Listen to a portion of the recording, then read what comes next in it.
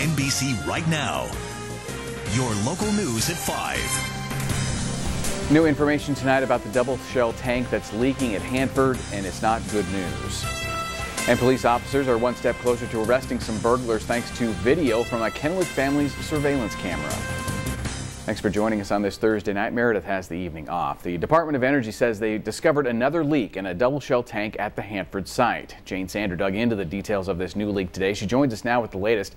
Jane, is this leak in a different tank or is it the same tank that was leaking before? Shane, the Department of Energy says new video footage shows more leakage in the same tank that showed a leak in late 2012. The waste was found between the inner and outer shells of the tank and in a different part of the tank than the first leak that was discovered in 2012. The Department of Ecology is concerned about the new leak and is requesting quick action by the DOE. The Department of Energy says recent video from an inspection of the oldest nuclear waste double shell tank, AY102, showed a dried material in between the shells. DOE estimates the waste is about 7 feet by 21 inches and less than an inch deep, a total of about 3.5 gallons of waste. The Department of Ecology wants DOE to pump the waste out of the troubled tank into another double-shelled tank. The key to the state is to get that waste out of those old tanks. So they need to tell us how they're going to continue to do that, particularly with the fact that the waste treatment plant appears that it will be delayed. The Department of Ecology has been pressing DOE for a pumping plan, and it is finally due to be released tomorrow. Oregon Senator Ron Wyden has brought attention to the cleanup on a national level. Saturday, he called on DOE to provide a plan to fix what recent reports show to be construction flaws in several double-shelled tanks. Wyden released this statement today, saying in part, "Today's announcement puts to rest the idea that the construction flaws at Hanford's nuclear waste storage tanks are an isolated problem that can be swept under the rug." The Department of Ecology wants to assure people no waste has left the outer shell, but they take the threat very seriously. They are safe. There's not any public health risk. There's not a risk to the river or to our irrigated agriculture, but it is a concern and it needs to be addressed, and it needs to be addressed soon. The last time a full video evaluation of tank AY102 happened was in September of 2012. DOE continues to send the Department of Ecology visual inspections of parts of the 1 million gallon tank every 2 weeks. The last time this new leaking portion of the tank was seen was last summer. Live in the studio, Jane Sander, NBC Right Now. Thanks, Jane. This isn't the only Hanford-related issue the Department of Energy is dealing with right now. We told you earlier this week about the Obama administration's proposed 2014 budget for Hanford cleanup. That budget proposal is significantly lower than last year's budget. Now, although there weren't cuts that affected cleanup at Hanford's tank farms, there wasn't an increase in funding to deal with the leaking double shell tank either. And tank AY102 may not be the only double shell tank with issues. We told you last week about new documents obtained at the end of February that revealed at least 6 shared construction flaws with the already leaking tank. Oregon Senator Ron Wyden held a news conference last weekend saying that this could lead to more leaking tanks down the road. At least 13 tanks could be compromised. Well, switching gears a bit, it feels like another storm is blowing into our area tonight. Let's check in with Zach Summers now for a first look at our forecast. Hi, Zach. Well, good evening, Shane. That's right. You know, after a day of on and off again showers, especially so for the upper elevations, once again, we're dealing with one more round of rain as we head into the evening hours. But the other side of this whole thing has been these windy conditions we've been seeing today. You see gusts of winds right now gusting anywhere between 25 and 40 miles per hour, and that's going to sort of be the case as we head into the evening hours. For the Tri-Cities, we're talking light rain, but those clouds will start to decrease as we head into the overnight hours, but these winds are going to stay with us through early morning. So that's one thing we'll be watching, and of course that flood watch stays in effect through the early morning hours too for much of the Yakima Valley. I'll tell you a little bit more about this rain and when these winds will eventually die down coming up in the extended weather forecast. For now, back to you, Shane. Thank you, Zach. Well, heavy rains in the Northwest are making for some dangerous driving conditions. Kootenai County deputies responded to a 2-car accident this morning in Idaho near Hayden Lake. When they arrived, they found both vehicles stuck in a large washout about 10 feet across and 8 feet deep. Deputies say that heavy runoff caused the roadway to deteriorate, breaking the main water line above it and washing out the entire width of the road. 3 people sustained minor injuries. We're learning tonight that a soldier died today at the Yakima Training Center. The Army Public Affairs Office is not releasing the soldier's name until the family's been notified, but we do know that he was part of the 364th Expeditionary Sustainment Command. The Army is investigating the incident. Well, it's been a rather stressful day for a Kennewick family. A group of young men were caught on surveillance cameras stealing from the family's shed last night. It happened around midnight near the corner of 10th Avenue and Union Street. Tracy Dowell joins us now with those details. Tracy. Shane, these boys broke into the wrong house. The family has 7 security cameras posted up outside. We'll show you a look at some of the footage from midnight to almost 1 a.m. last night. In that footage, it appears 4 young men walked up to the shed in the backyard, first at just after midnight, then they left and came back about 20 minutes or so later. The images from inside the shed and outside appear to show the boys taking things out. I'm told everything from tools, a small safe, and liquor to video games and gaming systems are missing now. Yeah, it feels very bad. I don't think anybody should feel like that ever, you know. Because one little step, it would have been in the house, and then what? Now, the footage from the front of the house does show at least one boy nearly walking up to the front door before apparently getting spooked by the motion sensor light. Kennewick police are still investigating the overnight burglary as well. Live in the studio, Tracy Dowell, NBC Right Now. Thanks, Tracy. Pasco police are looking for 2 men who robbed the Sleep Inn along Bedford Street on Saturday night. Check out this security camera video. It shows the 2 men going up to the lobby clerks. One man points a gun while the other demands money. The police say they ran away toward the interstate. That's where officers believe they had a getaway vehicle waiting for them. Anyone with any information about this robbery should call Pasco police. And an update tonight on the vandalism case at the Kyono-Benton School District. The district reported roughly $120,000 worth of damage at their administration building last October, mostly to computers and other equipment. Deputies initially believed it was vandalism, but in a search warrant served last month, detectives say that someone may have been trying to destroy an email or computer file on the system.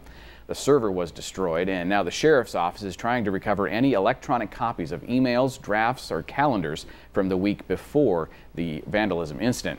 And we'll continue to follow this case. We'll bring you any new information as soon as we get it. Well, this next story is a tough one. Police in Yakima say that a man got into a fight with his girlfriend, dumped gasoline on her, and then lit her on fire. It all happened around 5 this morning along the 300 block of South 12th Avenue. Police say that 48-year-old Stuart Bowman poured gas on 55-year-old Elva Grant and then lit her on fire. Police say that she was flown to Seattle's Harborview Medical Center. A next-door neighbor who wants to remain anonymous says the scary commotion woke her up. They kept banging each other on my part of the wall, because I'm like my room is right next to where it started all the fire, and yeah, they were just yelling. Police say that Bowman took off, but was spotted by a patrol officer a few hours later and taken into custody. Police say he now faces charges of assault, arson, and harassment. He'll make his first court appearance tomorrow.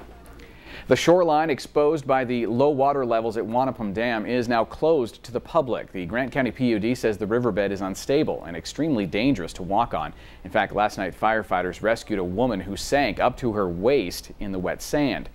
PUD says that they will notify law enforcement if they spot anyone trespassing on that land. And some good news about the water supply. The Bureau of Reclamation is forecasting a full water supply for both senior and junior water rights holders in the Yakima Basin for the upcoming irrigation season. The Bureau will continue to issue water supply forecasts monthly through July. Specific water delivery levels won't be determined until later this year after reservoir storage begins to decline.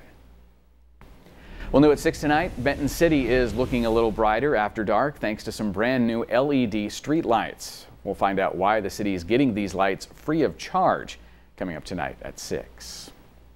Tri-Tech students from the Tri-Cities visited the Yakima Training Center this morning learning about the Washington National Guard. The high schoolers got some hands-on training from guardsmen who showed them the tanks as well as firearms and safety procedures that they work with every day. One Tri-Tech student says getting the opportunity to come to the training center will help him with his future career. Myself, I want to join the Marine Corps, and I want to work on the tank and the M1 Abrams.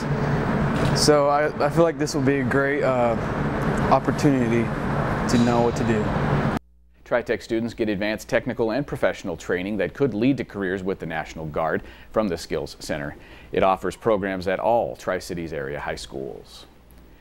Still ahead tonight, today is Throwback Thursday. We've gone pretty far back in time for you this week. We'll take a look back at the history of Cadillac Regional Medical Center after your forecast. Evening, everybody. Coming up tonight, there's news about our weather, and would you believe they're predicting another El Nino, which means a huge warming trend. We'll sort it all out for you here tonight.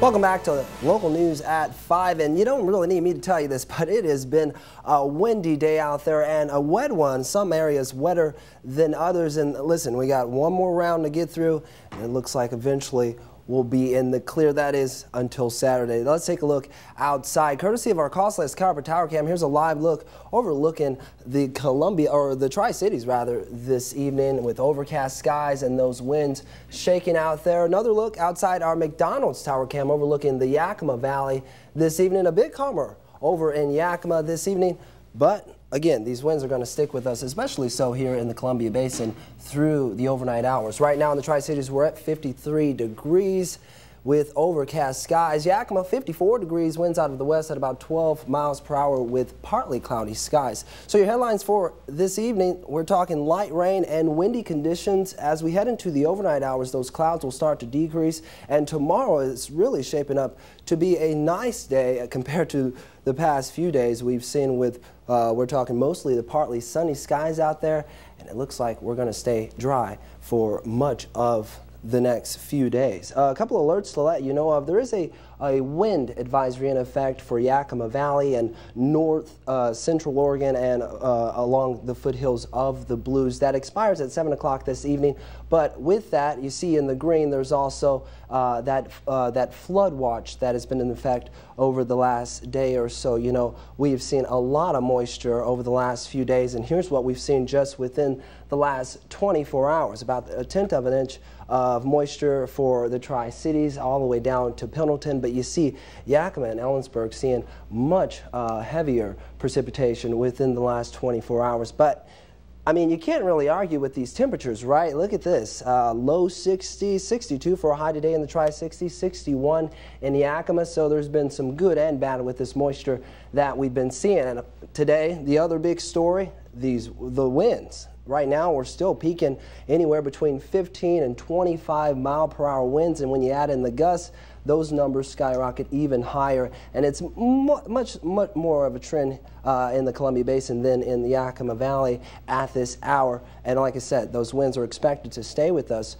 through the overnight hours. Satellite radar showing those scattered showers pushing across the area, and as we head into the overnight hours, one more round of that rain pushing through. The upper elevations, of course, are going to see a lot more precipitation than us here in the lower elevations, but it is something to look out for. Overnight lows in the upper 30s, low 40s, 42 for low in the Tri-Cities. Those daytime highs, though, looking similar to what we saw today with daytime highs in the upper 50s, low 60s, 61 for a high in the Tri-Cities tomorrow, 59 in Yakima, and that 7-day forecast showing that, well, look at that. Friday, again, looking to be a pretty nice day Friday through Saturday, Saturday evening into Sunday. That's where we're thinking we're going to see once again another round or another system push through, bringing some light moisture to the area. But those daytime highs look pretty nice, Shane. Indeed, yes, very comfortable, spring-like. Sure. Exactly. All right, time for tonight's weather picture. It comes to us from Thomas the Rat. It was taken near Snoqualmie Pass, and look at all that snow. My goodness, That's yeah, they've gotten a ton of snow up in the mountains. Yes, lots of snow. This last month or so. And you know, if you have weather pictures, do send them to us, news@NBCRightNow.com. Good stuff. All right. Thank you very much, Zach. Well, tonight's Throwback Thursday is coming up next. We'll be right back with that.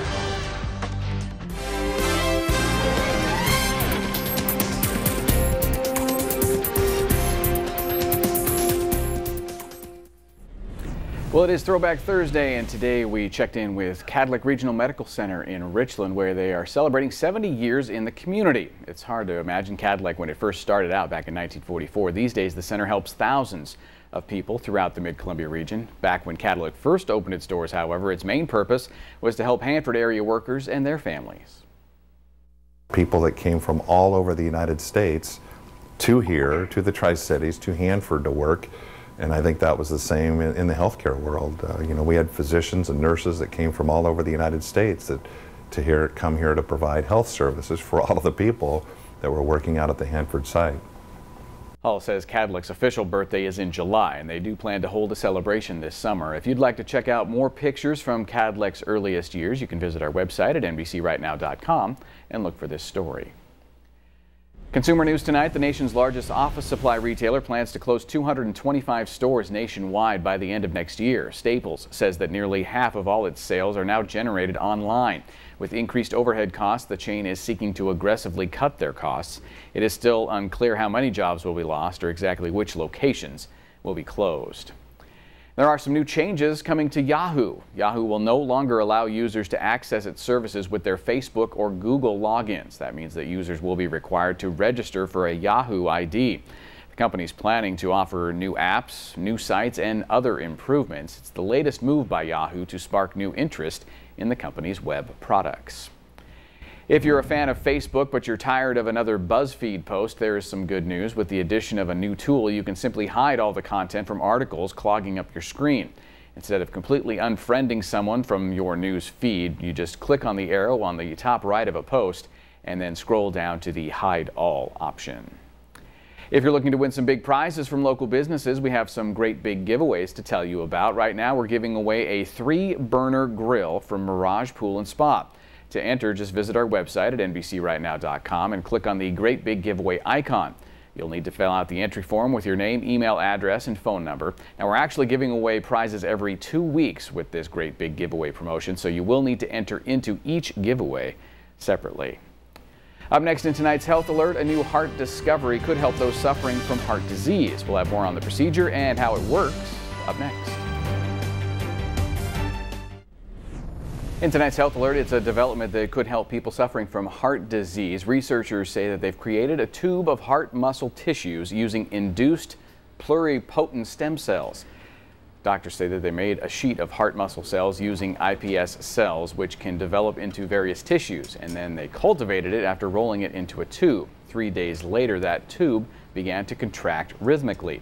The researchers hope that their findings can eventually be used to replace human hearts for people who suffer from heart disease. Some researchers want doctors to stop encouraging a low-fat diet to help reduce the risk of heart disease. In a new editorial, one doctor says the standard advice to replace saturated fats with carbohydrates or polyunsaturated fats is based on flawed data from the 1950s.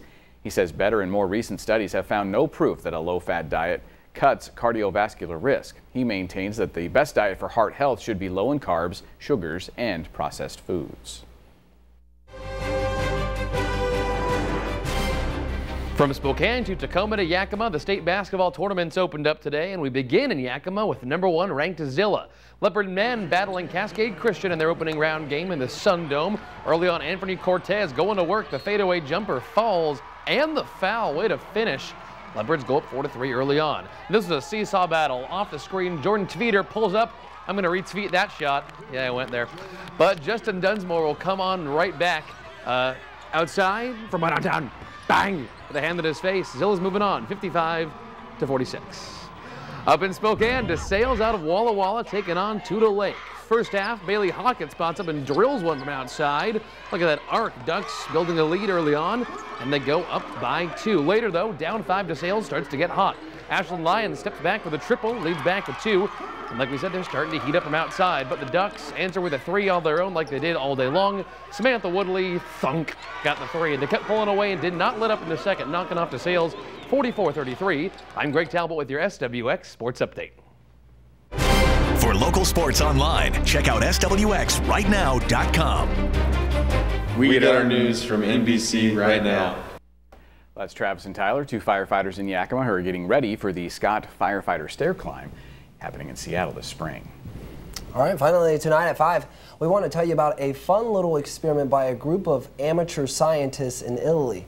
They launched a pastry into space. A pastry, you say? Yes. The scientists built a spacecraft and attached a cannoli to it. Then they tied it to a helium-filled balloon, attached a camera to that, and let it go. It captured some pretty stunning and comical images, if you will, of the cannoli as it soared above the clouds.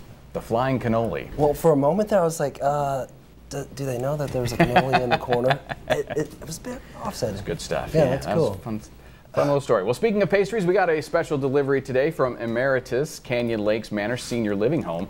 Mardi Gras cupcakes. Yeah. Wow. We're told what we've got: coconut. That's the blue one. The almond delight is the yellow one, and the red velvet. Very nice. Is the red one. I think a little snack between the 5 and the 6 o'clock newscast. I'm gonna take the almond. Is that right? And you know, well, we I can just take the rest. Then, well, here's the thing. We had peanut butter, or at least I'm told we had peanut butter. Well, you know the newsroom. Exactly. They ate peanut butter does not last long in the newsroom. Yep. So, all right. Well, hey, before I enjoy this, though, probably should tell the folks about the weather. Well, I don't know. We're kind of out of time. But do it real fast. Well, there you go. Light rain, windy conditions, overnight decrease in clouds as we head into the morning hours. We'll be back at 6.